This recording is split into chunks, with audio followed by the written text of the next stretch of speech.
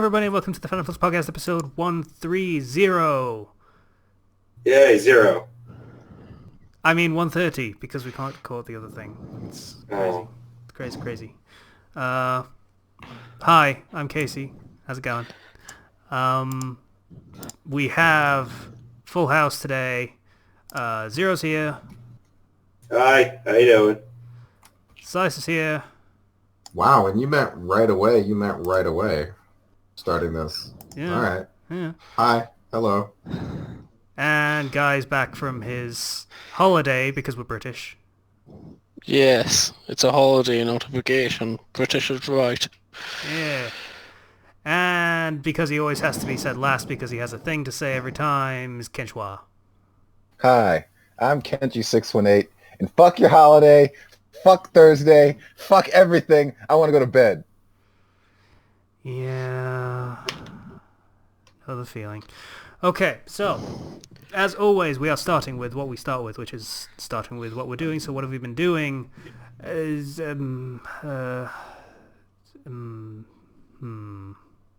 Slicer, you go first. 2 weeks. School is done. I'm so happy. It's great. I have 1 week left. Oh, you poor bastard. And I'm in a similar situation with Emily, actually. Kirkwood started our finals week last Wednesday, and so hers starts last Monday, or this week's Monday. So, yeah, I was done a little earlier than her, and I was laughing about it to her face. Naturally. Yeah, as you do. I mean, so, yeah. I did pretty good on my classes, actually, like a solid, 80%-ish, depending on which class. Sometimes close to 90, sometimes lower, that kind of thing. Aside from that, I actually haven't... Oh, wait, right. Big news, I have a girlfriend, so freaking sweet. Oh. Wow. I hate Yeah, you. I'm happy about it. I want to punch you in the dick. What? Why? Yeah. Why would you want... What? Because I don't have a girlfriend. Well, that's your fault. That's how it works. Yeah, it I is, mean, but still. No, I understand. That's how it works. Hey, congrats, man. Yeah. So, yeah, that's why I can't stay afterward and have a long episode. Oh, We wouldn't be doing it anyway, 'cause he you wants to didn't go hang see out it, with but- his girlfriend. Well, yes, and we're seeing Civil War tonight, so... Oh, dude, you haven't seen it yet? You're gonna enjoy that. Yeah, I've heard some pretty great things. Emily's roommate was trying very hard not to spoil it, but she was very excited about it. Right, well, I haven't seen it either, so no spoilers. But yeah, I'm going to see that on Saturday, I think. Neither have I, and we'll get into why at some point when I do my... So me and Zero are the only ones who have seen it. I didn't expect that at all. Did you buy... you'll tell us later? Yep, I'll tell you. When I talk about it, I'll talk about it loosely, no spoilers or anything. So, just spoiler-free review, I guess. Aside from that, I've been playing a few games. I'm playing the one that I'm playing right now, being Riptide at Dead Island. Surprisingly good game, actually. And when I played it before, if you guys remember, I modded the hell out of it manually, so it, I forced the fun, basically. God, that sounds terrible. But they've since updated the game, so I can't actually access the file that I used to do that with. So I had to just get a trainer, a save editor kind of thing. It's not as good, but it's something. Honestly, I just want infinite ammo. That's all I need, and then I can just have fun. Turn it into a shooter game, basically. I don't know. I'm trying to think. I thought the melee stuff was the best part of Dead Island, but that's just me. It highlights the clunky combat was my problem with it, and anything to draw attention to that is terrible. Dying Light's much better. Yeah, I should probably grab that game actually officially on Steam as opposed to just other places. There's DLC where you can get a Jeep. Oh, you can get a car. How amazing. Yeah, I wasn't really big on that. Well, it's more like a buggy, and you run over things, you have to get gas. To But reiterate, really the best- you get a car. How amazing. The best part about that game is the grappling hook, because you basically turn into zombie-killing Spider-Man. Doesn't Batman have a grappling hook? Yeah, but at the same time, I like Spider-Man as a swinging type of guy. Plus, like, literally, your grappling hook will kill your momentum, and you will not take fall damage, even if you're jumping off a building and using it on the ground. I could have said something about Zero liking the Spider-Man who is a swinging kind of guy, but I figure I'll just let that pass now. That's okay. That doesn't count if you make the joke anyway. No, it's cool. I'm just gonna let it go. Anyway, anything else, Oh, Lisa? I'm glad you're such a big person, Oh, but naturally. yeah, I'm trying to think of other. I'm sure there's other games that I had a lot of fun with. I've been replaying State of Decay as well. I don't know. I guess I've been in the zombie mood or something. Apparently. But that game is really hard, especially in. I was playing Breakdown mode, which is you go through the campaign. Well, not the campaign. You start a world, and then you have to fix up an RV, and then you reset the world. And every time you do that, it gets harder. And Oh yeah, I'm that's on. the thingy DLC, isn't it? Yeah. Yeah.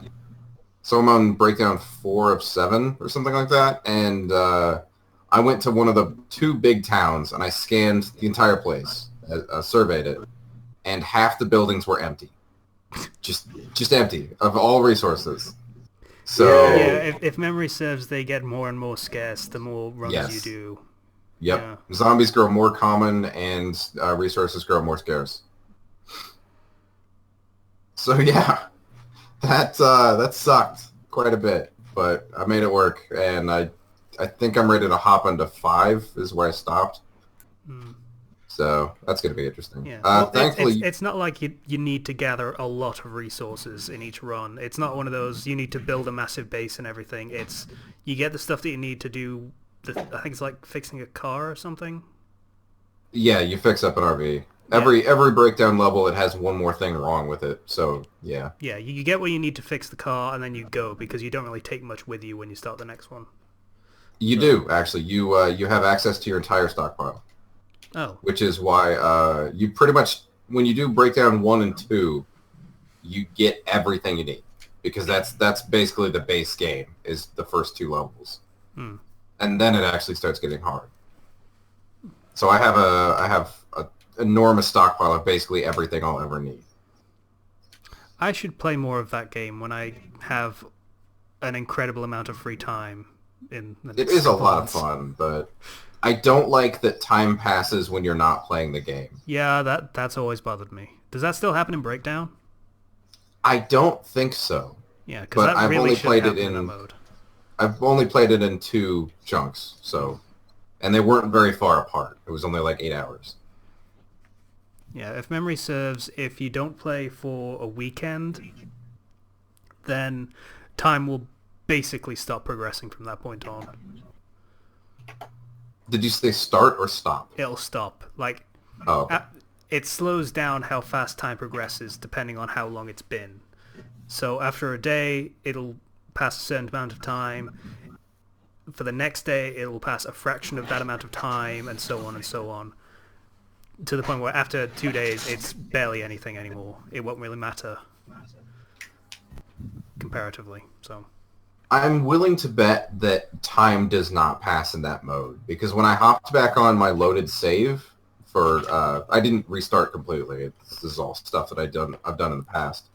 I still had almost max resources. So and I like to stockpile massively, but yeah, not that much. yeah. Okay. Anything else, Isa? I believe that's everything. Okay.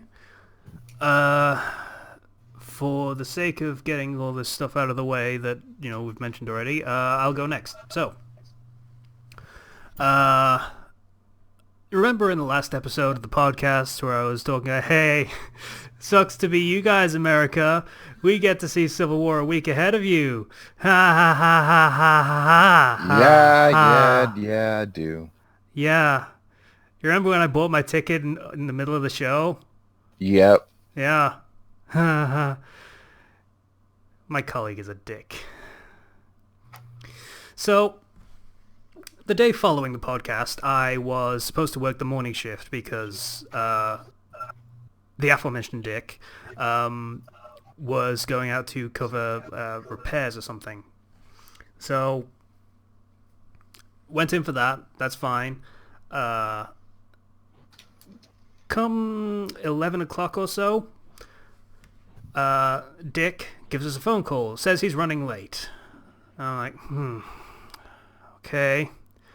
I'll have to hang around because there's literally no one else that can. And hope that I, can leave in time to watch the fucking film. My booking was at 1:30. 2:30, the Dick rolls into the shop. Says he has to leave, he can't stay because he's gotten into a car crash. So he immediately leaves and I have to stay until close. Great. Oh, that's awful. Oh, why didn't I know about this sooner? I could have laughed at you a lot earlier. Oh, that's terrible. Yeah, so that was Friday. So my new options for watching the film would have been Friday night, the week of release, Saturday, the week of release, Sunday, the week of release, or Bank Holiday Monday, the week of release.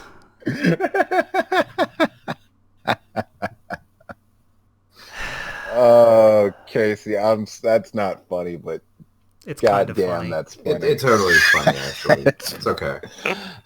It's funny in a I'm so sorry that happened to you kind of way, but goddamn, that's funny. That's Yeah. just awful. That's So- awful funny. So I didn't get to watch it that weekend because I wasn't going to go when there were going to be massive crowds of people and shit because I don't want to deal with that crap. So then I was working on Tuesday and Wednesday all day, again, because Dick decided, I don't want to come into work for those 2 days. So, yeah, that happened. And then he decided he didn't want to come into work at all anymore. So, fuck that As usually guy. happens, honestly. Piece of shit. Anyway, so yeah, didn't watch it that week either, which was the week we did the Flux tracks. So, I wish there was a way you could just bury that guy. Just like make real life miserable for him now. yeah, well, anyway, so yeah, I haven't seen the film yet. Anytime I got an opportunity because I wasn't in work, I decided Sleep there is is more a important. very good chance that I will just get called into work anyway, because fuck my life. So, Basically. yeah, I didn't go. I might go on Monday because I have the day off, as far as I'm aware at the moment. Yeah, you want to confirm that first. Yeah, that's the plan. Well, I've definitely learned my lesson in booking tickets because I was fucking tenner down the drain. Jesus fucking Christ. So yeah, that was shitty. Oh well. Would me telling you a story about accidentally sassing a customer help? Yes. Uh, You can go ahead. That just sounds fine to me. It'll help All me. right. Last night we close at 9. So our customer walks in at 8:53, as they do, and she Oh, I know that feeling. Oh yeah, had that today. Yep. she has one of our bags, which is never a good sign when somebody walks in with one of our things.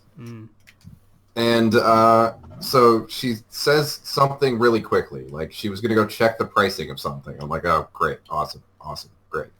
And so she comes back about 5 minutes later. This is 2 minutes to closing, by the way, and complains about our pricing on mints, like $1.80, and apparently she paid $1.85 for them.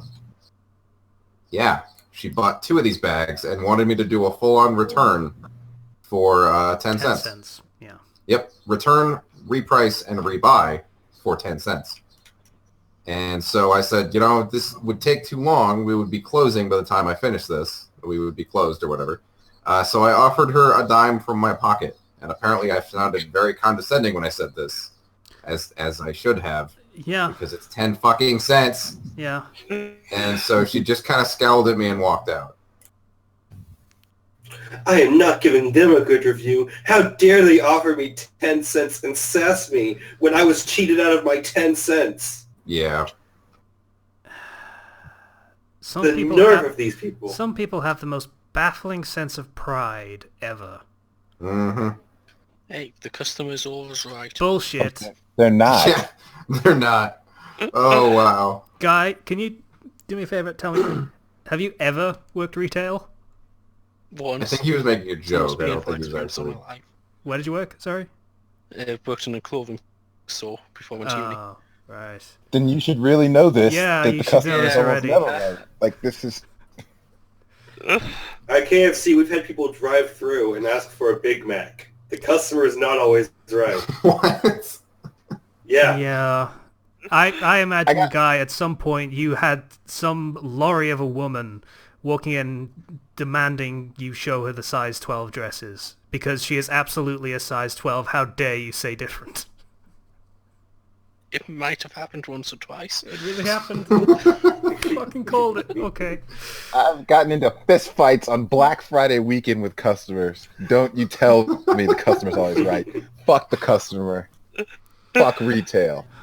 Wow. That was the moment I decided I'm never gonna work retail again after I quit that job, and I haven't. So Yeah.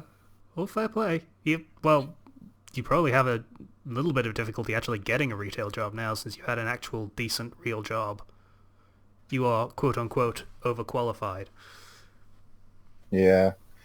I didn't So- read an essay on that in school. It was weird. Upside though, Ken, that's a good thing, really. Yeah, I don't think I could ever. I can't. It's just that I can't go back to places that I worked after I quit them. Like if I work at like, say if I worked at Dollar General like Slicer did or does, and then I quit that job, I can never go back to any Dollar General ever in the entire world again. I just Like can't as do a it. pride thing, or I know if you No, get locked as a- into the system for a year, if I do that. No, like I can't do it as in like mentally I cannot bring myself to go into one of these places after I leave that. Yeah. Bad memories. Yeah. Yeah. Well, thankfully, when I leave this job, I won't be able to go back to where I worked. That's sad. I'm sad now. The place I used to work has shut down too. Has It it? actually burnt down. Really? Yeah. You Did didn't... you do that, guy? It was probably a coincidence. Yeah, especially Probably. considering Yeah, you work with coincidence. explosives now as well. Yeah. Just a coincidence that he took a very lucrative career in, demolitions and whatnot afterwards. He was probably doing it in the store and decided, I'm pretty good at this. Maybe I should probably do this for money now I instead. could make this a career. Yes, that's definitely it. As he ran from the sirens in the dark of night as the store burned. Okay. So what the fuck else did I do this week? Well, this 2 weeks. I apologize. So I am close to... I swear this time it's true. I'm close to the end of Dragon Age Inquisition. Really? Are you sure? Yeah, the main quest has 2 sections left, and then there's the 3 DLC that I have to do, and I'm halfway through the first one. So, yeah, like another 15 to 20 hours, and I'll be finished with that. How is the DLC? Like I say, I'm only halfway through one of them, and it's okay. It's basically another of the large areas that you go to, the overworld areas. Yeah. But it's very pretty, and there's cool stuff in it, and it scales to your level, so... Yeah. I beat the game, but I never bought any of the DLC, so...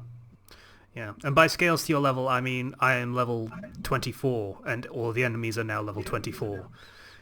You're pretty much supposed to finish that game at 20, so... Yeah. Yeah, like I say, I was doing a completionist run, and that's how it's turned out. I'm going to be like level 30 by the end of the game. Because everything's scaling to me now. yeah, so that's going swimmingly. I will soon finish it and uninstall it, and then I can play other games that I've wanted to play for a long time, but haven't had the hard drive space for. Also, I noticed something interesting. Zero, Yeah? did you happen to notice that the first episode of the My Hero Academia dub is out? Yeah, I did. I watched it. The second one just came out. Me too. That was a quick turnaround, right? Yeah. In fact, another anime recently just got a first episode of a dub, and that's like they're really doing some quick turnarounds. Yeah, I mean, it's like a month. It's been a month since Yeah. that show started, and Mm-hmm. credit to them. That's fucking impressive. Yeah, I have to wonder whether they're going to keep to that pace or whether they're going to like take a break at some point. hey, they got the second episode out. Mm. Um, It's a good dub, though. And we Yeah. were absolutely right on who was going to voice All Might, by the way. yeah. It's fucking Major Armstrong. It is absolutely him. Yes! That's awesome. Yeah. Did they do the it thing? works. Did they do the thing we were expecting them to do, where they have two different voices for All Might and No Might? I haven't seen the second episode yet. I Neither just have saw it. It just came out like today. Okay, I'm gonna have to watch this after then. I was unfortunately too busy watching Element Hunters to watch that before we started. Yeah, that was 30 minutes of my life. That was good use of my time. We can roll into that in a little bit. Yeah, a little bit But, later. what else did you do? Not much, actually. I read a bunch of stuff, and I have some really good recommendations. Oh, nice. So, yeah, there's a lot of those that I'll have for the foreseeable future. So, good stuff. Yay! One of them, Serpent Guy even gets a mention in. So, yay. Oh yes, yeah, I saw that one. Yeah. That's my recommendation for this week, so that's going to be fun. That's pretty much my week. So, yeah. I'm sure eventually I'll be able to see that film one day. Maybe. Okay. Guy, would you prefer to go next or last? Whatever. Up to Kenshi. Up to Kenshi, he says. So, up to Kenshi. Kenshi. Fine, fuck it, I'll go if you want me to. Let's see. I don't remember what I did last week when we did the Flux Tracks episode, so I probably did nothing. I probably did a lot of sleeping in anticipation for the most recent weekend because I would have needed it. Okay, so as many of you probably know, I'm a trained professional wrestler and a trained fighter, but I don't do shows or fight matches that often because all that shit happens on the weekends, and I always work weekend nights, or should I say overnights. So I don't really get to do any of these things. Yeah. Except for this weekend, which it did. So, let's see. Friday morning, I worked from 1 o'clock in the morning till 9 in the morning.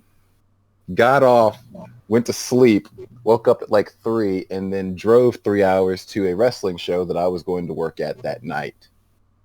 Had a lot of fun, and that was great and everything. Then I had to drive 3 hours back to my town so that I could go to work at 3 o'clock in the morning. Ouch. Okay. And that was the first day. So I worked from 3 in the morning Saturday till 11 o'clock in the morning Saturday.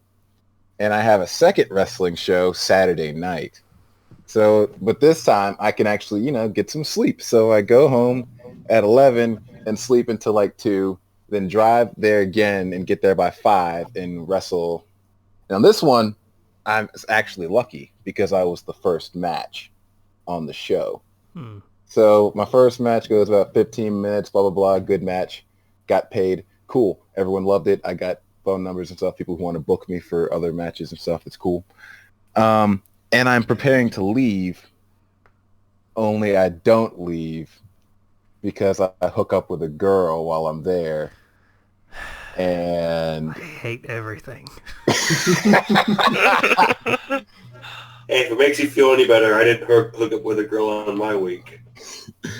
I intended to get out of there after my match and then drive home, which I would have made it back by midnight, so I could have gotten 2 hours of sleep before I went back to work. But I didn't do that. And I got there to work late, even, which was okay because I'm the only one that was there, so no one knew it. Oh, that's good. Okay. However, I got no sleep whatsoever. And I didn't eat. I didn't sleep at all I didn't eat at all during the stretch, you need to realize. I think all I had were like some cherry sours. Oh, It was all I had to eat for this entire stretch of time. Wow. And then after I got off work that day again at 11 o'clock, I immediately went to train afterwards. And that was a mistake. Because I had no energy or awareness left whatsoever. So when I was training, I got kicked in the face, and it left a mark, a gigantic red mark that's only just now beginning to fade around my eye. So, yeah. And I think the stretch I went without getting any sleep whatsoever was like 36 hours. By the way, I also had to work again that night. So I'm kind of, still recovering from that. Everyone think Ken should just drop out and go get some sleep, say I. Nah. Let him suffer. Yeah. He asked for it. People have spoken, Ken. Okay, I did kind of ask for it. Like, I kind of put myself in somewhat of a bad situation with that, not going home immediately Saturday night thing. Yeah. Yeah. But come on, everyone in this situation would have done the exact same thing, and you know it. I hate Yeah, pretty much. You could have gone to sleep. You could have slept in training though. I mean, I didn't have to train, but I like training. It's important and it's fun. Do you get any benefit though if you don't have any energy to actually train? Yes, repetition, dude. Whether it's probably better that I was completely unaware while I was training because it becomes more muscle memory. Okay. You have no room to complain about being tired then. I guess thinking about it this way, if you break the routine, then the routine's broken. And the next time you should train, you think, I don't feel like it. I'll do it next time. Right? Yeah. Yeah, if you do it when you feel like absolute shit at your worst, then there's no reason not to do it when you're just feeling slightly off, like, I don't know if I should do it today. But I did it that one day when it was really shitty, so there's no reason not to go today. So you'll just go anyway. Yeah. If you work out when you feel like shit, you'll always work out. That's part of what keeps you going. Which is why I never work out ever. So, there we go. Mystery solved, I guess. Yeah, because you always feel amazing. Sure, let's go with that. Anything else you did, Ken, aside from work, train, work, train? I believe there might have been a chapter or two of something. Oh yeah, I updated the first-person X-Men story. That was a thing that I did as well. Yes, you did. Yay. Yes, it did. Are you gonna? Did he not mention Fandom Flux? Oh, he didn't. No. Yeah, your first-person stuff still needs work, but you I knew know. That. You knew that already. Yes. Yeah, I know. It's practice for when I actually need to write. When I'm actually going to do it for a book. But so you're gonna write a book in first person? I'm going to try to. Okay. I have some pointers I might be able to give, but I can wait until the end of until we've done with the episode. Fantabulous. Yay. Right. So that was your week, Ken? Yeah, I'm not done yet. I saw Civil War. Oh, so took my dad to see it. Took my dad to see that. He really, really, really loves Black Panther. Like, really loves Black Panther. So every time Black Panther was on the screen, he'd always be elbowing me and jostling me like, ooh, look at this. Like, I know. I've paid for the tickets. Well, he is Black Batman. He's not Black Batman. He was perfectly willing to kill people in that movie. I know. I mean, like, he's rich, he's smart, he's powerful. Isn't he, like, just basically Marvel's, what the fuck? He's Marvel's Black Batman. He's He's always right. Black Adam, except- is that the name of the DC one? Something like that. Black Adam is magical. Is he? Yeah, Black Adam is I magical. don't know who Black Panther is. I don't know at all. So I was guessing. Well, Civil War will teach you. All right, and in addition to that, I also got Uncharted 4. Yay! I've heard good Hooray. things, but mostly because it's another Uncharted game. Yeah, Yeah. it's Uncharted. If you like Uncharted 1 through 3, you'll like Uncharted 4. How about Is if the- you haven't played Uncharted 1 through 3? Still a good game. Like, I like the Uncharted series as a whole, basically because it's like Indiana Jones on crack cocaine playing metal guitar on like a flaming rocket ship falling into the ocean. That is what that game is like. I think you just described Metal Gear Solid, actually, but that's okay. Oh. Really? Yeah. It's like Indiana Jones only if he was really athletic. Okay, that makes most... That sounds a lot more like Uncharted to me, to be honest. So... Indiana Jones is a fucking nerd. Yeah. It's like it's hard to explain the series to you. Like that's the best way I can explain it as a whole. Gameplay, it's like it's hard to explain. I don't know. Just take my word for it. It's really good. I've played them all. I have enjoyed them all. I enjoy this. The game is beautiful, by the way. It's gorgeous. Okay. And the stunt sequences are really, really fun, as they always are. You were going to say? Yeah, there's only one thing people won't say about the Uncharted games, and that they're ugly. They are very, very pretty games. That is their saving grace, as far as I'm aware. Yeah, you're never going to hear a complaint on the graphics. Yeah, every Uncharted game looks good. Okay. I think that's it for me. Alrighty. Zero Schwa. That's not That a doesn't thing. work. I'm trying out, but it didn't work, so... Alright, so I guess I'll start with Civil War, because I went and I saw that with my family on the weekend, and that was hard to get to see that, because my boss Was it? scheduled me till... Was my it boss hard scheduled to me see till- the film, Zero? My boss scheduled Zero. me till... Listen, let me... My boss scheduled me till 7, right? So that... But my tickets were at 7. Normally I only work till like 6. So I was a bit distraught because I was like, how am I going to be able to get there? Like, I'll have to ask somebody to cover me. But then I get a text poor baby. but then I get a text from the guy who's like, hey, can you cover me? And it's the guy who works immediately after me, and he wants me to work all the way until 10:30, kind of like what happened to Casey. However, things happened. That guy got fired, and then I was able to get somebody to cover me, so I was able to go. So it was like what happened to Casey, but not terrible. And Wow, I got, and I got to go see Captain America Civil War with my family in our reserved seats. However, we got shifted around because they did something with the website. So we weren't sitting like in the absolute middle. We were sitting a little bit towards the front, but it was still fine. And That must have been Only- traumatic for you, Yeah, Zero. Zero.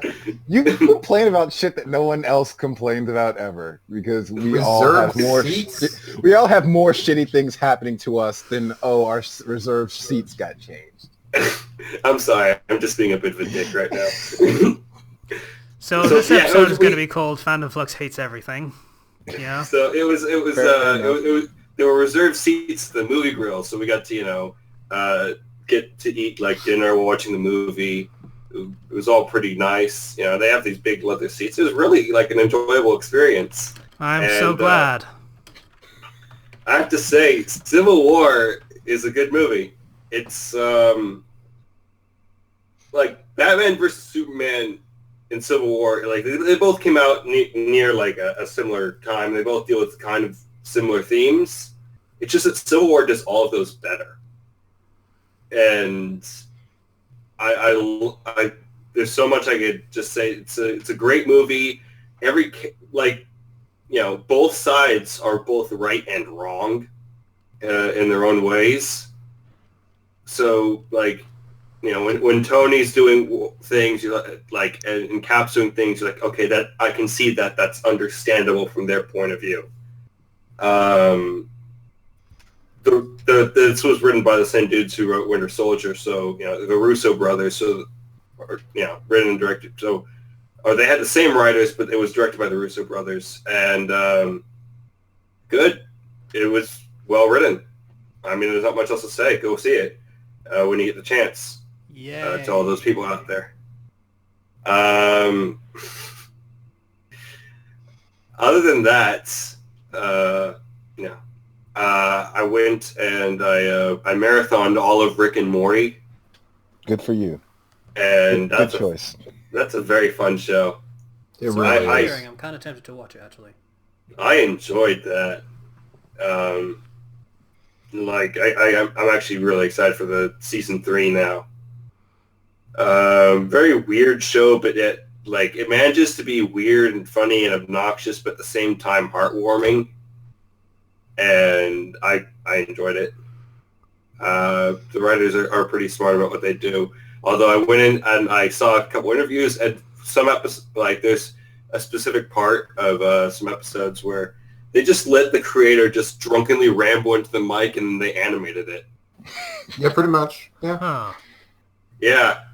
It's like these commercials on this infinite parallel universe dimension TV that shows infinite channels from infinite different universes. And so for the commercials for those channels, they just had the creator just got drunk and just rambled into the mic, and all the animators just kind of animated it. And it's fantastic. So that was a lot of fun watching that. I also went back to writing fan fiction after writing a lot of my original story that I was doing for my class. And it's a weird jump to go from writing something original to writing, continuing a fan fiction. Because you don't have as much freedom in a weird way. I don't know everything about all these characters and everything like I do with my own characters. And I can't just freely make stuff up to fit into the world around it as much as I can with an original story. It's a weird sort of sensation. That being said, I've really been enjoying kind of editing my short story that I wrote for my class, my creative writing class, because I've learned a lot from this class and I've come out a much better writer. We know you love that class. We know you love that class. Yeah, we're well aware. I might, once it's fully edited, link you guys my short story I wrote just so you guys can read it and see how it is. Sure. Because I enjoy it. Also, they announced the new starters of the new Pokemon game, Pokemon Sun and Moon. Kitty! It's a fire kitty! There's a fire kitty. Have you guys all seen them? No. Fire kitty. Okay, I don't give two shits about the new Pokemon. I haven't given a shit about the new Pokemon. There's a grass owl, and there's a owl. fire kitty, and there's a sea lion.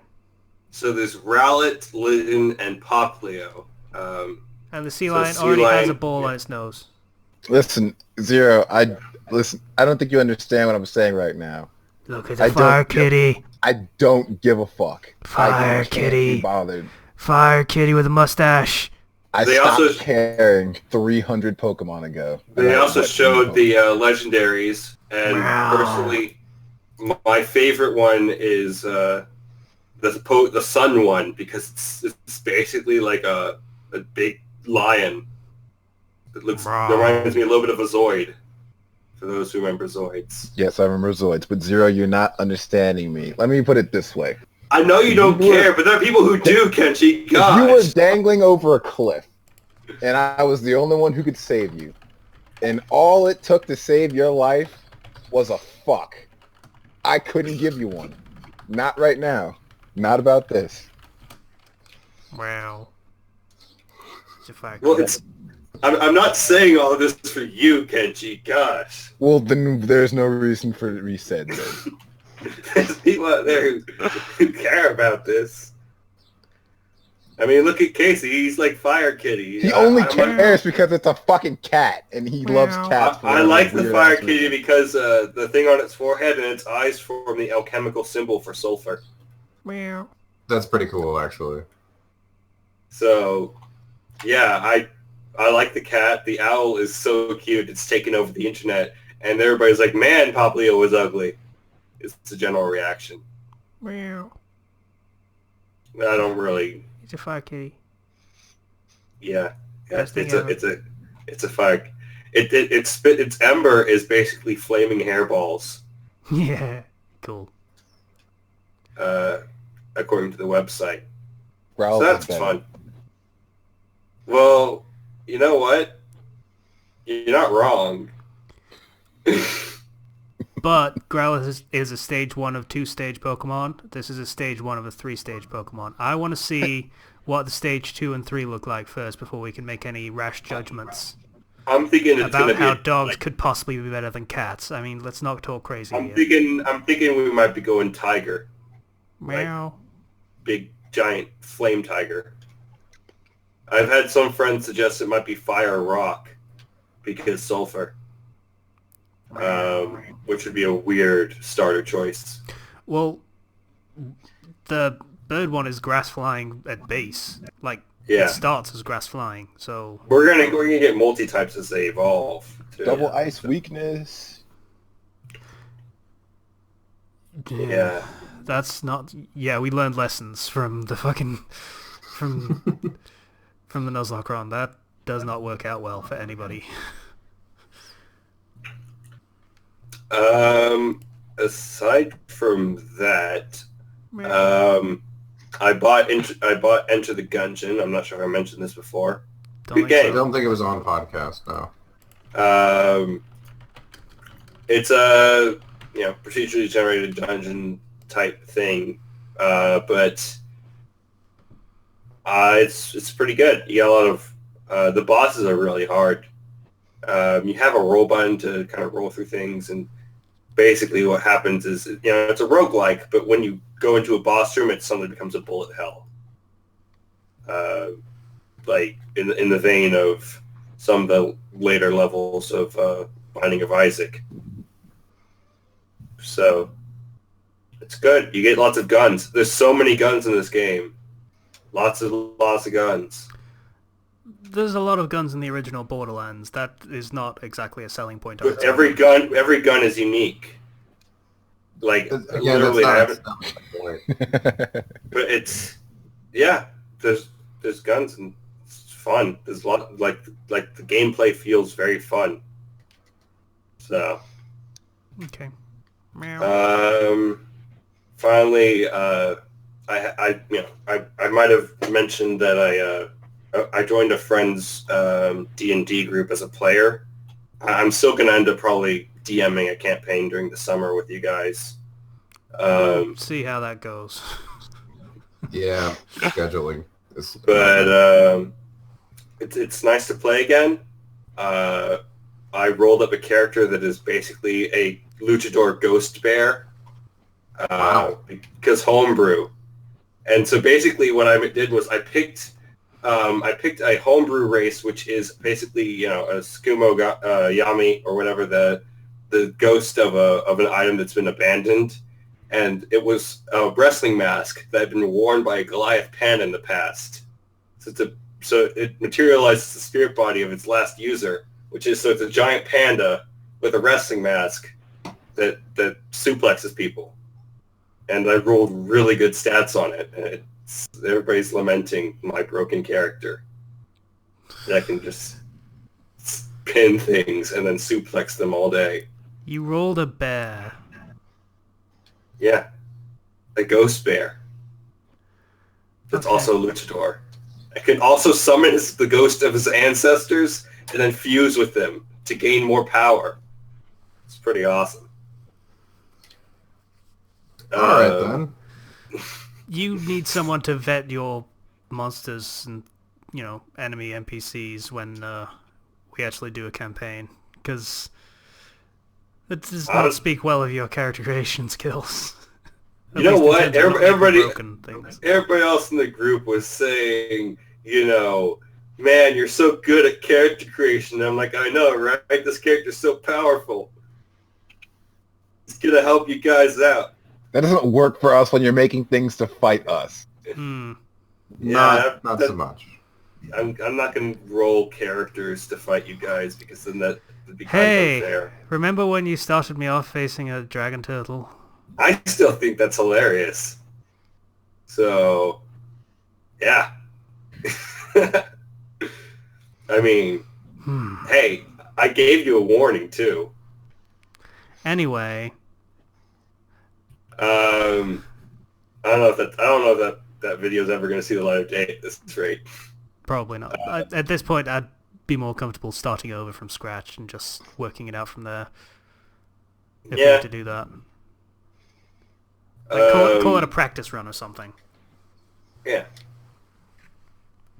Other than that, that's about it. But for my weeks, Civil War was good. Gungeon is a good game. Animes are still going on. ReZero continues to be good and getting better. Despite frickin' Casey disliking the fact that there's a cat in it that is a quote-unquote mascot character in his eyes. Wow, moving on. Yeah, I'm done. Oh, you done? Okay. I got one thing he reminded me about. I played Dungeon Souls. I got that one. Yes, he was playing it when I saw him on Skype, and I asked him, is it any good? And he said, yeah, it's good, and I bought it. So, I haven't played it yet, but, what's it like? The thing is, it's good, but there's not a lot of content there. Oh. And what is kind of tedious. In that, sometimes you find these things, they're called lost libraries, and they're these just like golden bookshelves, and you click on them, and sometimes they work. It's only worked one out of the several hours of gameplay I've played. There's also Fey Woods, or Fey Trees, which are just trees that you can click on as well. And they take you to secret levels. And I guess these are kind of they're making them still, so they don't always work. Yeah, in fairness, it is an early access game, it's worth noting. Yeah. One thing I actually really like is that when you play the game, you get gold, and you can buy like weapons and stuff while you're playing. But if you choose to save your money, which is inevitably going to happen, you get more money than you really need. You can then buy upgrades for all of your characters. Like you get like a slightly increased health. It goes from like 10 to 12.5% increase in health or whatever. And I really like that aspect of roguelikes in that you can, like, you gain a little overall progress. It's not like completely worthless. To clarify, that is in fact a named subgenre of roguelikes, which is called roguelites. Lights with a T. Mm-hmm. It's pretty much the appeal of Dark Souls to me. Is like, yes, it's difficult, but you're still making progress of some kind. Yeah. So you can level up your characters. It takes a really long time. I've actually only leveled up one character to max rank, and then they change class. So like the barbarian goes from barbarian to Viking, which is pretty cool. Viking, really? Yeah. Okay. Their armor changes. I think it's just cosmetic. I actually don't know. I think their stats go up a little bit. But yeah, like I said, it takes a while. And I'm not sure if it's a common thing, but when I first started the game, it said some patch fixed a lot of issues, but it also deleted all the data. Oh, that happens on some early access games. I've got Mad Games Tycoon, which is like one of those tycoon game development games. Mm-hmm. And it does that like every 5th patch. So Ouch. every other week you lose all of your saves, so I haven't been playing it. Yeah, I hope it's not a common thing, but yeah. And that's my impression of it, honestly. I'd recommend getting it, but I don't know if it's really worth investing a lot of time in yet. It's a fun thing to play. Okay. And moving on to the other guy who happens to be named Guy. Was it supposed to be a joke? I don't know. Anyway. Yeah. Go ahead. I went to Turkey and I never met a terrorist. I wasn't kidnapped at all, which Oh. I consider a win. Well, I'm disappointed. Okay. Yeah. Honestly, everyone I talk to about saying going to Turkey, oh, you don't want to go there, there's bombings and everything. Nope, not even a single bombing. How disappointing. Yeah. So, Okay, let's sorry? ask the very, very, very important question. Did you get laid? no, Okay. I know. I'm Feel okay disappointed about in this myself. week. It's okay now. It's all good because I'm not the only lame one here. Alright. Continue. Right. So yeah, apparently there's been loads of hotels and that, and the place I was staying that were just shut down because there weren't enough tourists coming there. But yeah, it was still good. It meant things were a bit quieter than they would have been any other time. Just Wait, does that mean scares going prices on. were jacked up, or you got things at a discount? I got things that's a bit cheaper actually. Cool. Yeah. Thrifty vacation. So, yeah, I had fun. I went safari, jeep safari, rafting, windsurfing, diving. Diving was a mistake that really knocked up my ears, but meh. Benz or something? Ear infection. Uh, So I'm slightly deaf now at the minute. they're not fun. Oh yeah, I did jet skiing too. That was good. Jet skiing is fun. I did jet It skiing. is. I forget where we went, but you just want to like, full throttle on those things, and it is so much fun, I right? wish I could jet ski. Yeah. I can't swim. I can't swim well. Anyway. Oh yeah, I only got into one fight with my brother as well. Wow. I called that. Awesome. Only Oh yeah, one. that was a thing that would happen, wasn't it? Mhm. Yeah. Yeah, it was barely even a murder attempt. Honestly. It sounds like you're not disappointed. trying. Yeah, there were so many Sorry? opportunities between the rafting and the jet skiing and the everything else you did around water. There are perfectly wasn't with fine me. opportunities. Oh. Well, Should have sounds like invited him out. yeah, missed opportunities. Well, no, I'm not going to give him a chance to murder me. You could have pulled it off. I don't know what happened, Mom. Skis and then he wasn't there all of a sudden. Don't Yeah, know. but why would if I kill him, then he's never going to pay back the money he owes me. I've got no reason to kill him. He's got reason to kill me. Damn, that's true. Good point.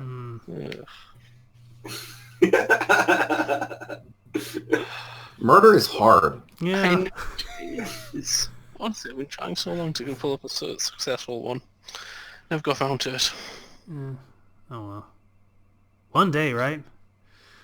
Yeah. It's nice to dream. Anyway, anything else, Guy?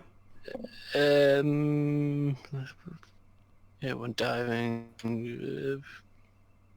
No, I guess that pretty much covers it.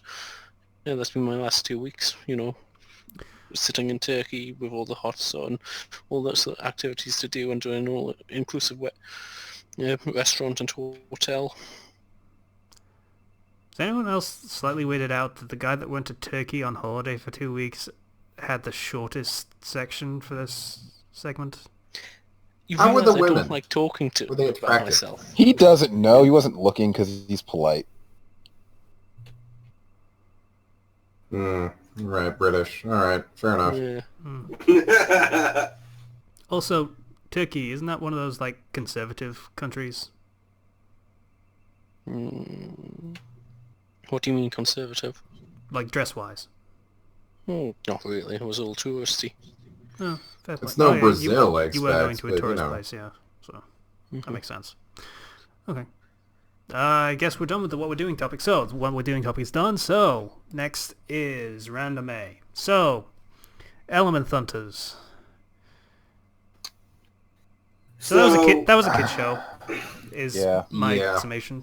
So to basically say sum it up, Element Hunters. You mean Element Hunters? Element Hunters. Element Hunters.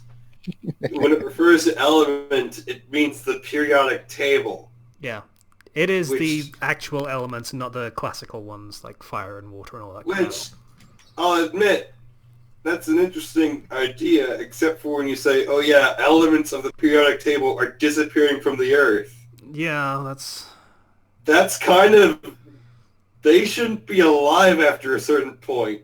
Yeah.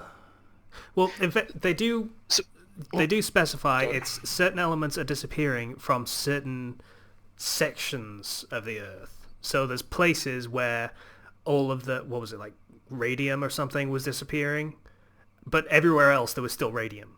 But like all it takes is like one of the gases in the air to disappear and just unbalance everything. The first thing that the Element Hunters go after is, in fact, nitrogen, so that is absolutely true. That is like the main component of air, if memory serves. Yeah. So you lose nitrogen and everything just falls to pieces. Yeah. Well, I wouldn't say that. We don't really use nitrogen for anything. We don't use it, but it's still like imagine it would 60% of the air. Yeah, we'd probably be able to survive for a bit.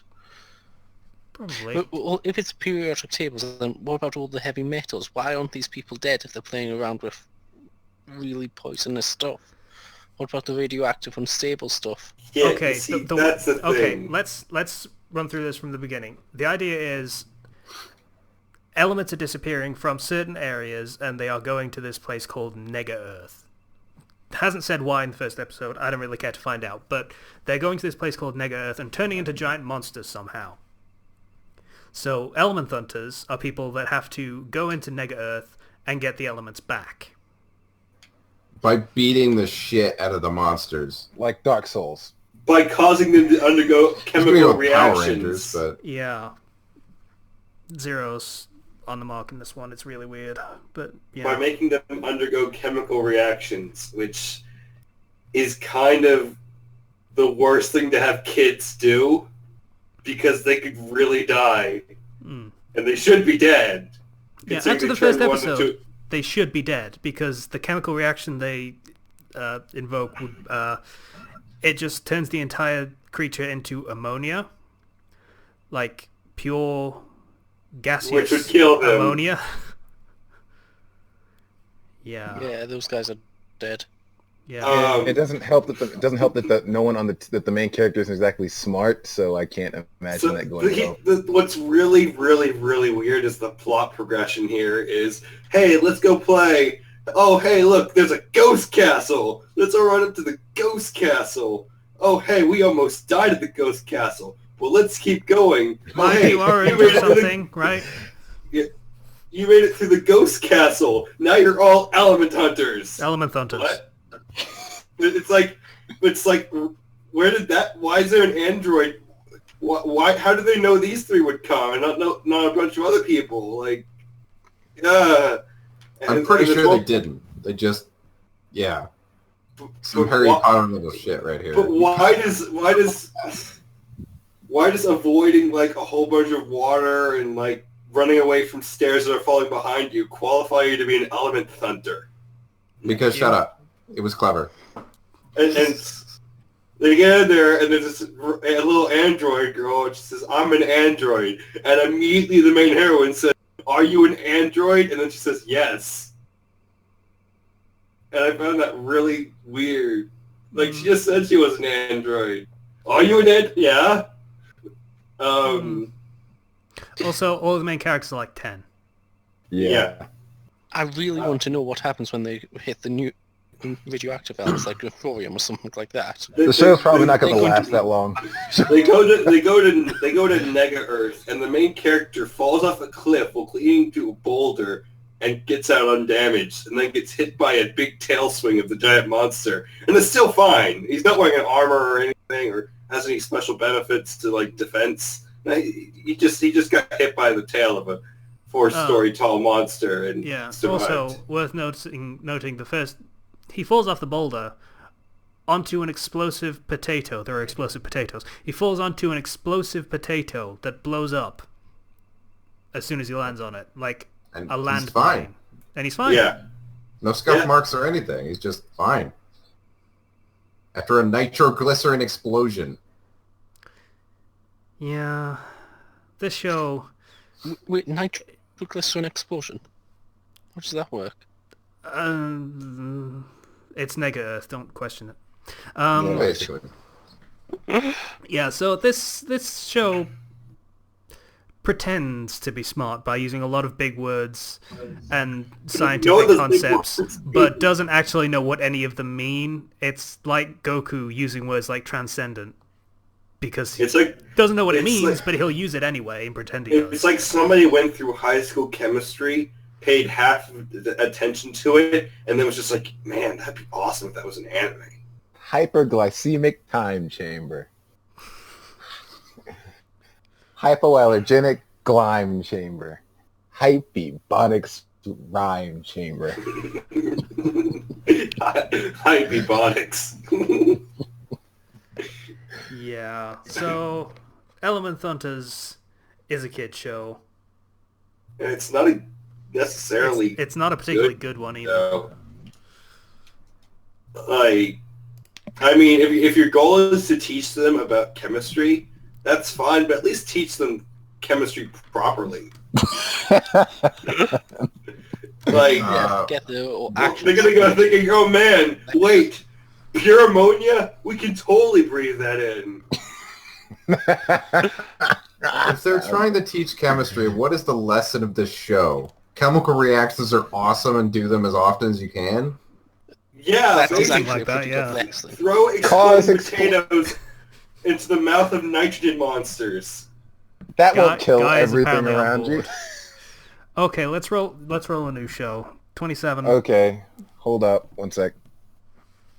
Let me pull it up. I didn't have it ready. So Element Hunters is not great, is our final verdict, more or less. Yeah, Pretty much. pretty much. The characters was- are cute, if a little weird. I don't get why they kept saying Meiji Orange or whatever. Number 6. Gotta push the brand, you know? Yeah. Mirai Orange. So it's another E. Thank Kenshi. I didn't choose it. Shut your face. Element Hunters 2. We're not watching it. It's only if that thing gets more than one goddamn season. 16, 17, 18, 19, 20. So 20, please. 20. Oh, Okey-doke. 40. Sorry, 40. Oh, 40. Okie doke. 40. 19. 7, 8, 9, 10, 11, 12. Looks like we're watching another episode of Element Hunters, guys. Nope, we're watching... Oh, Christ. Element Oh, Hunter no. says That's Element for Hunter had sure. 39 episodes. Emma, a Victorian Romance, Season 2. So we're watching the first season of Emma, a Victorian Romance. Good job, Kenshi. I mean, I didn't roll for those numbers. I just said those numbers.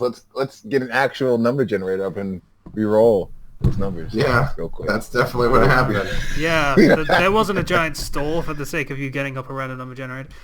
In the late 19th century London, William Jones, a member of the gentry, meets and falls in love with Emma, and she with him. This chance meeting overturns both their lives, for Emma is a maid, and the barriers of class and wealth stand between them. God damn it! I don't want It's to watch history this. class. We've got to watch this. Wait, Don't so are wanna we watch. watching the anime version of Jane Eyre? Is that what's happening right now? I I don't don't know what want to. that is, so maybe. I don't want to watch this. I'm probably not going to watch this. Incidentally, You I don't gotta, remember though. what Jane Eyre is actually about, so don't Is give me that the crap one with about that. zombies? I don't know. Probably. Apparently this has a soft, gentle setting according to the one comment that's on this page. I don't want to watch this. I Well, really don't. tough shit. I really don't want to. Like, That's this the is point of anime. You gotta watch the shit, at least It one. can't always be shonen shows. all Meiji we're Orange, getting Kenshi. is Meiji all Orange. we're getting is shit. Okay. Yeah, we got Batman Beyond. That was it. It's the only thing. Gokusen. Oh, yeah, that too. But that was actually a pretty good surprise. But, I mean, ratio-wise, we're getting shit more often than anything else. And it's hard, and it hurts. I want you to go look at the anime release for the season. Pick out 10, and I guarantee you 9 of them are going to be shit. That doesn't Okay. mean I have to watch them. It does, though, because So- we're forcing you to. Feel free to watch along with us, ladies and gentlemen of the audience. Watch this wonderful romance unfold. Yeah, you guys should all watch this shit with us Hey, so that for you can all you all know, have this hard might be opinions really by the time good. we talk. It might be. It might be, but I don't trust the track record of this entire segment of this podcast.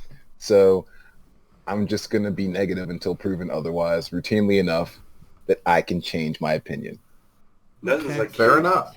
Nothing's like hearing Japanese in Victorian England.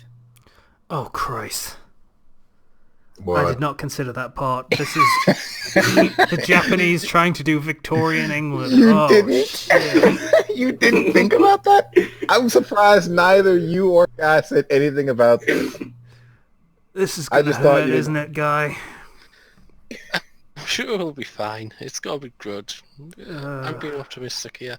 Guy doesn't give half a fuck about this at all. Guy isn't gonna watch the No. show anyway, so he's okay. I might do if I've got free time in the half an hour before the I've already started watching it. Why? All right, so regular topics. So, first topic that we have this week is the first topic that we have this week. Setting the scene. This was the thing that Slicer suggested. So Slicer, you explain it. You know, series is very, very important.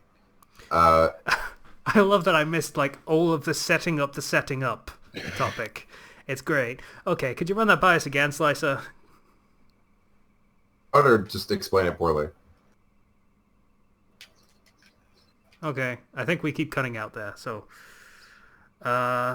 setting the scene is when you first start a scene and you have to establish where it is, when it is, what's going on, who's involved, all of these elements and things.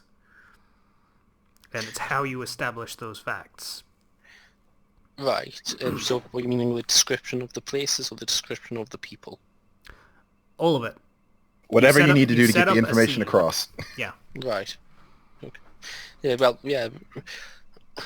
I would say a lot of the approaches taken in fanfiction, they don't really do anything. They just focus on the dialogue and the action, That's which very actually true. works better in fanfiction than any other thing because you already... You expect the audience to already know what's going on, yeah. Yeah. A lot of the You details have the are already setting there. explained for you. It's already there. Yeah. But Well, it's... At least for the one generally fandom fan fictions. I mean, you do crossovers, you should probably explain it properly. Because you're going to get some that are from one side and some that are from the other side as well. Just saying. It's generally a mark of a good, well-thought-out fan fiction if they do set out the scene properly. Hmm. But then again, most readers... One thing I do notice that most readers don't actually read is the setting the scene, they just skip over it. Yeah, they skim, mostly because, as we've said, they already know the details. They don't need it filled in. Which is... I'm guilty of Unfortunate. that. I do It's that a lot. It's unfortunate because it does encourage writers to just skip it, which is, counterproductive for actually learning how to write properly. But so it goes. It has to be there. It might be boring for both parties involved, but it's there. That's one of the things that's really hard when you're writing original stuff versus writing fan fiction. Is since I was talking about how I was jumping from original stuff back to fan fiction, you have the knowledge that people already know these characters, and what's going on. It takes pressure off you. but it is hard to go to original stuff where you have to set the scene because people don't know what's going on and they need to be able to find out. Yeah. Sorry. No, you can go. Oh, go on, Guy. The way I always learned to do it, you zoom out almost. You focus on one small detail, and you just gradually move the focus backwards until you're describing the setting. So That's a good what analogy. they're looking at. Yeah. That's probably the most fluid I'll way be of honest, doing I it. like to do it that way. I tend to do what Guy was saying fanfiction authors do. I tend to start with dialogue, and then I will move out and start describing where the dialogue is taking place and things like that. Yeah, it's like there's a fast start and then there's a slow start of doing it. If you want high action, sort of when you do it in dialogue and motion quickly, and you fill in all the details later. But if you want to build it up, you do a slow start. What's really important is that you focus on introducing what is necessary first. What do they need to know to understand what's going on? Maybe not completely 100%, but they need to be able to understand, like maybe this character is this character is that. Just the immediate details, and then you can zoom out, focus more on the world around them. Or alternatively, if it's the world around them that is the most important part, like something is happening out there, then you would start out there, and then you would look at the characters that are viewing what's happening. So, again, it's important to focus on the important details, I guess. So when you're saying setting the scene, do you mean setting up like a scene, as in some interaction between two characters, or setting up more than the scene, like what's going to where they are in the greater plot and narrative? I think it's talking about the scene itself is more important for this particular. Right. Mm-hmm. Yeah, I suppose it's something you've got to balance there. Yeah, setting the scene the way you were talking about is more setting up the very basis of the plot and such things like that. Yes. Yeah. As for setting the scene of a particular scene, and I find that this is what I've noticed, is that it really sets a scene if you start describing the area immediately around the characters in the scene, because how you describe that and what you focus on sets up the sort of the tone and the mood that you'll be going. The audience, the readers will be able to get moving forward. Say, for example, the characters are moving through a jungle, and it's thick, dense foliage, and they're having to hack and chop their way through all the foliage to actually make a path. And you can point out that the characters are tired and they're having to slog their way through this crap, and it sets the tone of the scene as being the characters are annoyed, they're all tired and just trying to get where they're going, kind of thing. It sets up the mood of the characters as well, just by describing what they're doing, where they're going. What's yeah, you can go, guy. So, go on. Yeah, you go. For God's sake, one of you go. I wouldn't say it's so as and passive as describing the scene like that. It's more like if you're focusing on a character, what's that character doing? So one thing I like is like focusing on a really minute detail at first, because that's just what the character is looking at, and then that you can show from there that they're bored, their eyes are drifting and things like that. Or if it's a high action one and you're just describing how the knife feels, focusing on you're all in the moment sort of thing. You should try to convey more than just the scene when you're setting up the scene. You need to set up the talk well. Well, it's also, as part of the scene is building upon the the five senses of the character. Yeah. What are they hearing? What do they smell? What do they taste? What do they feel? What do they see? Like, how do they react to that?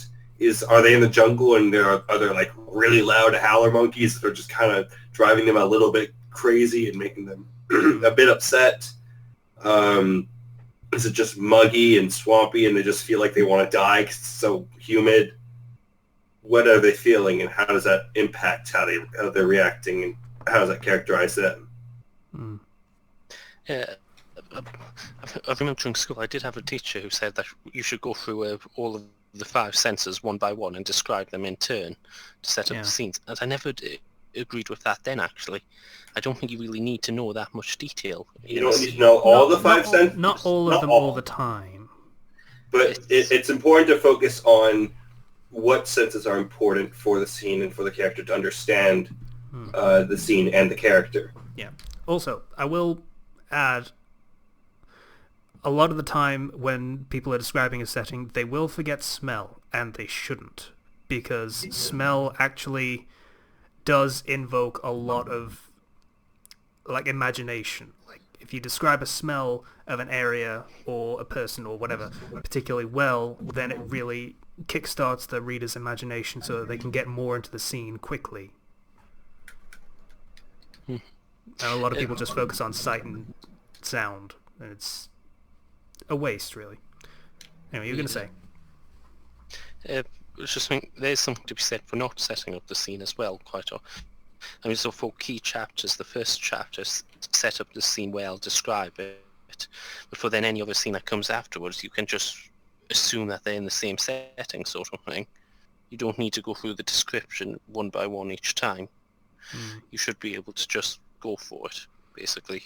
Get on with the sometimes story. it's easier to extrapolate just what exactly is going on and where they are, without having to go, play by play of exactly where they are. Yeah, sometimes it's not necessary, and it just kind of clutters the story up. Again, it comes down to what's necessary. What do you feel the audience needs, the readers need to know about this scene or this character? Especially if you're revisiting a place they've been, you don't necessarily need to include all the reactions all over again. But if something's changed or something's different, then and that change or difference is important, then you need to focus on that at least a little bit. Or alternatively, don't if the characters don't notice that change. Yeah. Then it becomes important. Yeah. Either way. Anything else to say about any of the setting the same? I think that covers it. Okay. Alright. So, next topic on the list is... Zero came up with this one, so he gets to explain it. Passive voice. Zero, Passive voice. tell us all about passive voice. Okay, so you usually have 2 types of voice. You have active voice and passive voice, where active voice is he ran, and passive voice is he was running, essentially. And what it kind of does, it tends to weaken the clarity of your writing a little bit. Like if you write something in active voice, I'm not saying all passive voice is bad, but if you write something in active voice, it tends to be stronger. You can tend to work in a lot of personification instead of saying like the sun was rising and night was fading away. Say the sun chased the night away, and it makes the sentence stronger. It gives a better image of what that really is. You guys have anything to say about this? So what's your opinion on switching between the two then? I would say it can give quite a good effect if it emphasizes certain statements, so you can bring the narration out a bit to make it seem bigger, or you can make it. I'll just make more of an effect as the writing it goes. In my opinion, like there are some moments where you can't avoid passive voice, and that's perfectly fine. But the problem is what happens is when you put in a lot of passive voice when you don't need to, and if you change it to a more active type of voice, things tend to flow better and tend to overall just work out a lot easier. Like again, he ran, he was running.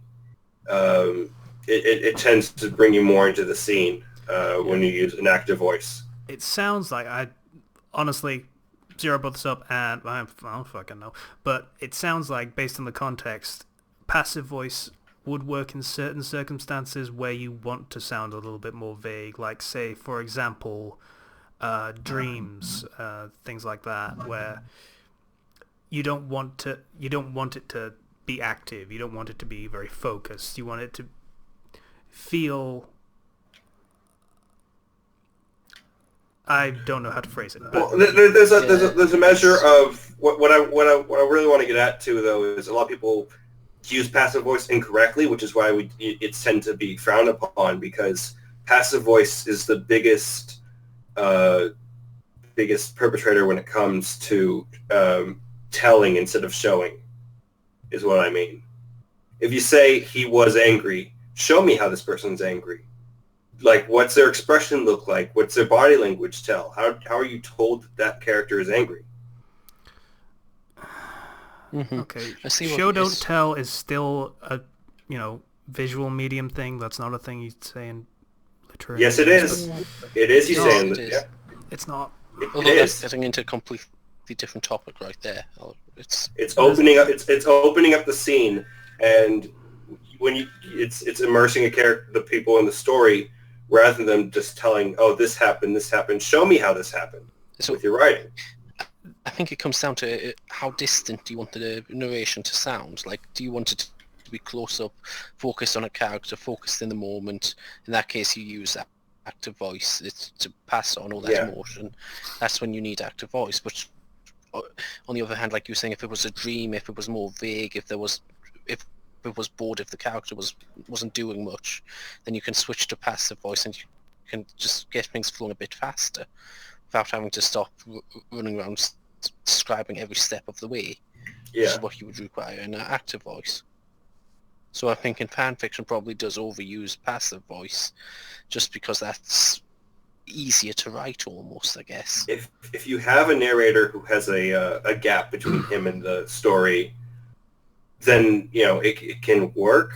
But the problem comes not from passive voice existing, but from people using it too much. When you can make a much stronger sentence by making it into active voice to describe, if you're using passive voice to describe an action, you really have to look at the context around it and try switching it to an active voice, and it will most likely work better.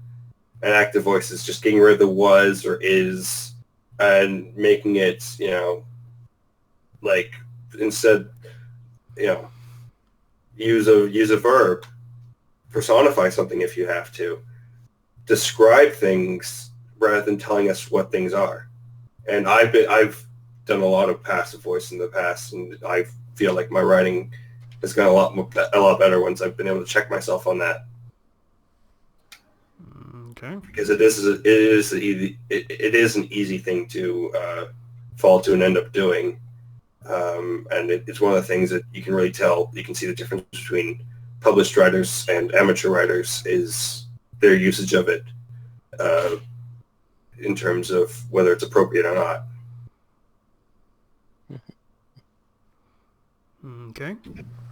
Yeah, it's a good topic. Anything else to be said about it? No, just sorry. Like if you, I could talk about this for a while, but just when you are editing,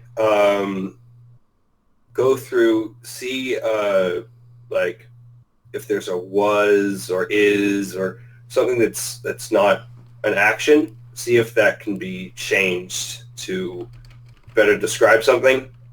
If you're telling me like in the narration he was jealous, how was he jealous? Show me that. Or use metaphors, similes, color up your narration a little bit. It makes it a lot more interesting, a lot more fun to read.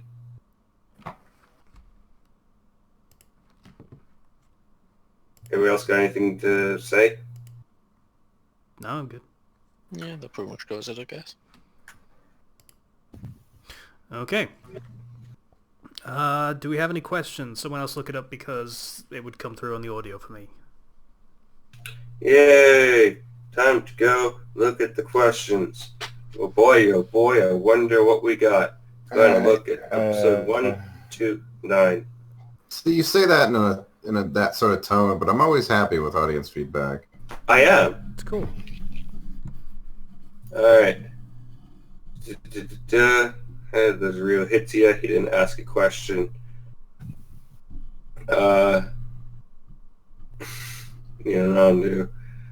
Any ideas on how to do the overprotective dad trope or even the badass family correctly without going overboard? That's Off a the top tough of my one. head, not so much. Don't make them so powerful they could conceivably beat the final villain, because then people will just wonder why they aren't dealing with the issue. Unless they're like divine beings or something and cannot intervene. I assume that's for the badass family trope. Yeah. For overprotective dad, don't like. There's a limit. I feel like to how overprotective you can be. But even then, that's not unrealistic because I've seen some parents who are really overprotective of their kids. Like they really do go overboard. So it depends on how on if you're able to really write in. Yeah, this person is actually going overboard, and that can be part of the character and part of their character development of maybe letting go a little bit.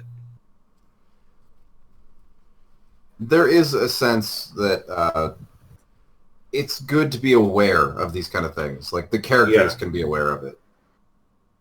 And not just in a throwaway comment. I mean, like, an actual flaw.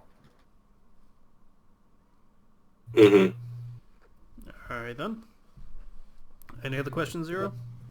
Let's see. 0 and 0, one hates the other. And Rhea Hitsia commented a few more times. How your bone's not superhuman yet. Seriously, you should be like that guy from Duo Rock, getting all strong from repeated breaking. I don't Unless your break my ligaments are breaking. bones all the time. You break your hands a lot. Yeah, my hand. I break that a lot. That's not how bones work. Popular media has lied to me. Max Dole wants to know, could you guys discuss how to efficiently use sexual humor in fics and such, like in stories that play upon the base being fan service games and other such things? Okay. My suggestion would be don't feel like you're above it. Like, Yeah. if you look down on it, then you're kind of missing the point, and you just sound like a pretentious twat. A lot of the time it's played for laughs, so laugh with it, in which case don't shy away from doing that kind of thing if that's the kind of thing that is in the story that you're basing it on. If you're trying to write something original for that, I don't know. I mean, don't take it too seriously. Seems like the most obvious thing to say. Beyond that, On the other hand, don't do nosebleeds, please. They're just stupid. you're not wrong. They're barely funny in a visual medium. In fan fiction, they're just bafflingly stupid. Yeah. The sexual humor does color your story a certain color, so if you're going to use a lot of it, use a lot of it. Like Deadpool has a lot of sexual humor, but it's what you expect. That's what brings to the forefront. Make sure it fits with whatever you're writing. Like if you're writing it if you're basing something upon a fan service game, and you're writing sexual humor, it's always fun to make fun of the fact that there's so much like fan service in it, in a way, but not like being really pretentious about it, being like, whoa, your boobs are out again.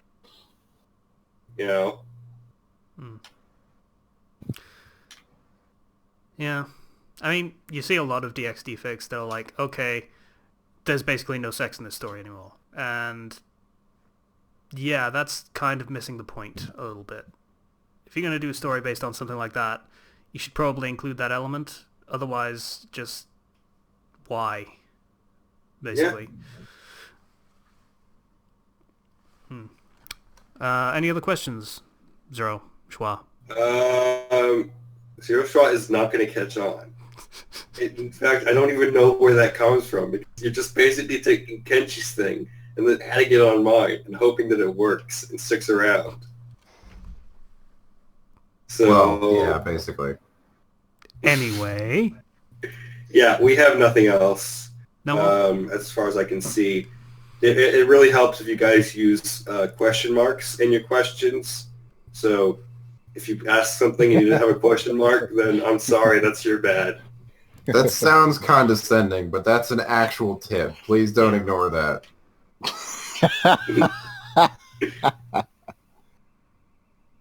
Okay, so on to recommendations. Who has a recommendation? Go watch Civil War. I watch highly recommend it. Go watch Civil War. Captain America. Go watch it right now. I recommend that as well. Sure, why I'm not? getting link dump. You don't need me to link the trailer anymore, guys. Okay, any other recommendations that are actual recommendations? I'll probably be seconding your recommendation. Oh, okay. If you can get Dungeon Souls on sale, go ahead and grab it. And if you're savvy with modders or whatever, or savvy with Google, you can check out Dead Island. It's pretty fun when you force it to be fun. Okay, so my recommendation is a story called This Bites. It is a One Piece self-insert story. Oh, I know, boy. bear with me. So it's a One Piece self-insert story. I believe it's on fanfiction.net, but I'll probably be linking the Space Battles version. Yeah, that makes sense. So what this is take a wild guess of how the SI gets put in it. Random omnipotent bastard, as usual, chucks him into the One Piece setting. He keeps his phone and some other stuff, and gets basically marooned on an island in the One Piece setting immediately. There he meets a transponder snail, a young one, that immediately eats his phone and somehow the internet along with it. I have consumed the internet. I have become meme lord. Basically, actually, you basically hit the mark right there. So, yeah. The snail eats a devil fruit. I think he got a devil fruit as well when he got he put in he the got setting. the devil fruit and then he ate the phone. Yeah, so the snail eats the devil fruit and the phone, and he becomes... What was the thing? It was voice or something? Or was it sound? Soundbite. Well, he's soundbite, yes, but I was asking what the fruit was. I think it's sound. Noise fruit. Noise, yeah. Okay, so he gets the powers of noise. He uses it to full effect. Does he a lot of bring the the time. noise? Does he rickroll? Does he rickroll? I don't think so. They He makes a really missed lot a of trick references. there, actually. Yeah. They didn't do any rickrolls. Oh, that's... They should have rickrolled more often. They'll get that. With how often they do references in this story, they'll get there. Don't worry about it. So yeah, the snail can talk on its own because it downloaded the internet. It basically talks through voice clips.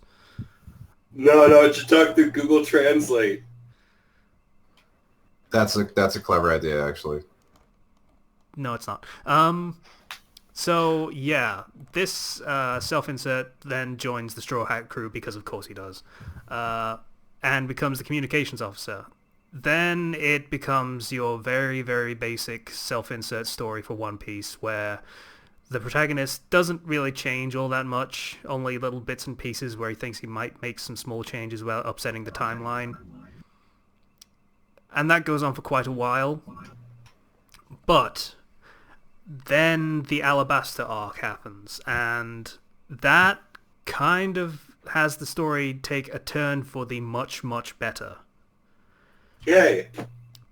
So, for the first part of the story that I was talking about, where it's still kind of a regular SI fic and it's a little bit lame, the character feels like he's sort of an outsider.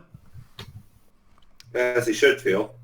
Yeah, and he stays as an outsider, sort of observing the story, in person, more than actually participating that much. but from Alabasta onwards, he starts to actually take an active role in events, and the story is so much better for that. It sounds like somebody was reading some reviews. And then the story kind of gets thrown off the rails with like reckless abandon at the end of the Alabasta arc, and I was really, really impressed with it, to be perfectly honest with you, because it seemed so average before that and just ramped up the quality through some very well thought out plot turns. I always like it when a story does that. When they just like completely subvert your expectations. Yeah. So from that point on, a lot of the plot changes, a lot of the actions of the protagonists affect the wider world and the setting.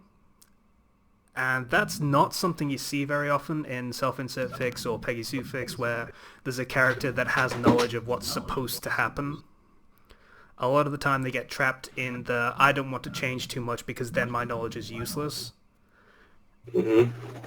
That's how this starts, but then there's a point where the protagonist is like, okay, I changed something and it fucked everything up, so I'm going to use all of the knowledge I have right now to the best method that I can think of and just throw everything out the window. Big blowout. Yeah, and it's great. It is so great. So I very much recommend this fic. People should... Can I get a link? Yeah, people should take a look at this, at least give it a chance. Until I hate having to recommend things and say you have to read a long way through it, but it is quite a way through it to get to Alabasta. But hey, as long as it's not absolutely terrible, I should be able to make my way through it. yeah, it's still okay even up to there, but that's where it really starts to get good. Much like One Piece having to slog through some kind of mediocre and not so great stuff. When it gets good, it gets good. So that's my recommendation for this week. Yay. Yeah, I've read the same pick. I would agree. It wasn't something I would normally pick up. I did just because I saw the link on Space Battles for it. But yeah, there's originality in there, but it just takes a while for it to come to the surface. Yeah. Normally, I would never read like horrible self-insert, but it's not horrible self-insert. It does get good. Yeah. Also, his measuring stick for the self-insert measuring stick for a worst case scenario is in fact the story 9 minutes by a guy named Serpent Guy. So, just thought I'd throw that out there. He makes mention of that story in story a couple of times. So I thought that was funny when I was reading it and saw your name, Serpent Guy. You should tell him that you recommended it. I think he'll feel honored. What, this guy? That's the writer? I did. Serpent Guy should tell him. Oh, Serpent Guy should just say, hey, you did good. Yeah, I never told him, but I saw in case he did. Yay. This is the reason why I have an account on Space Battles. So, yeah. So it's good fun and worth a read, I think. The references get a bit much sometimes, but, that happens. That is how most reference stuff happens, though. I mean, yeah, it's meant to be annoying. Yeah. So, product came packaged as intended. I guess. Sure. Yeah. So I'm gonna go back to watching Emma, a Victorian romance. Okay, well, at least pay your attention for this bit, because now we have to do the Patreon donors. Yay! Well, we don't have to do the Patreon donors. They didn't spend that much. But we have to acknowledge the Patreon donors. And I mean, honestly, it wouldn't take that much to get me to do it, because I'm a little cute, but whatever. I'm affordable. Me too, but mostly because I'm so alone. Sorry, but I'm going to have to cut off early. I've really got to go now. Sorry about okay, that's fine. Don't worry about it. Mm-hmm. See you next week. Bye. All right. See ya. See ya. All right. Bye.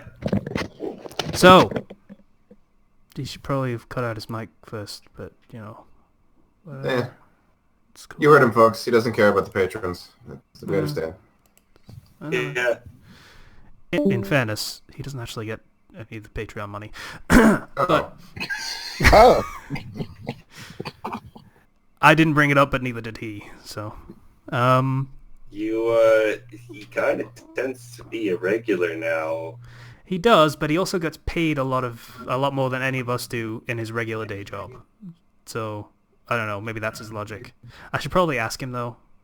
You State should. that. You should. Yeah. I feel bad now. Like, Yeah.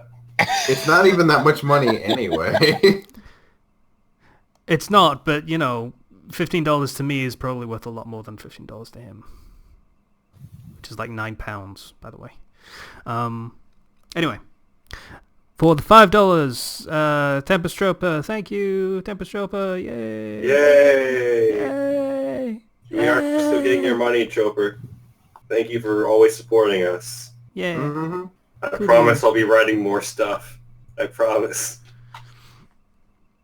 Likewise, again, I'll have time for it. Arxum, $10. Yay, Arxum! Woo. You should be on the podcast again at some point, dude. Dude.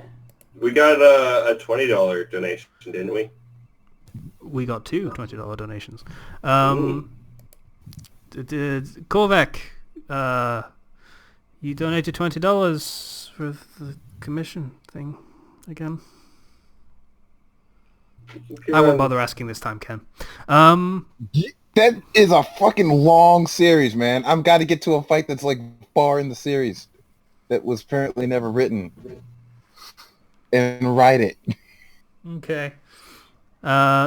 Hugh Wait donated $20 too. Yay! You already have an appearance on the podcast in lieu, so, you know, whenever you want to do that, let us know. Yeah, if you guys donate $20, just let us know. Either through just, I guess, probably the best would be through like fan fiction with you, right, Casey? Probably, yeah. And Yep. FluxCasey@fanfiction.net. Hey, that's not an email address, but that's a good try there, Zero. I know. I mean, like on fan. Yeah. But you literally said it like an email. Anyway. So I guess that's pretty much it. That's pretty much it for this episode. I hate everything. I just wanted to reiterate that just so everyone's clear. Why? On the fact. Why? Because everyone got laid but me, and everyone watched Civil War but me. I haven't gotten laid. I mean, Well, I watched Civil War, but I didn't get laid. But they're pretty much the same. They're not. I don't know why that's so funny.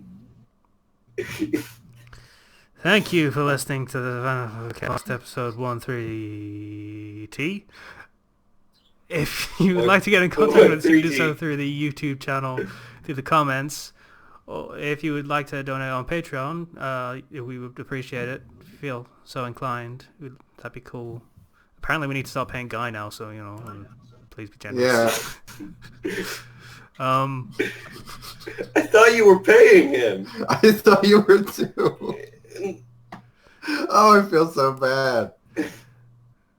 I'm not backdating it. That's not going to happen. Well, no, Jesus, no. That's over $100 at this point. Yeah. We'll do an official induction. How about that? Once again, I'd like to thank everyone for listening to Star Wars Podcast episode 130.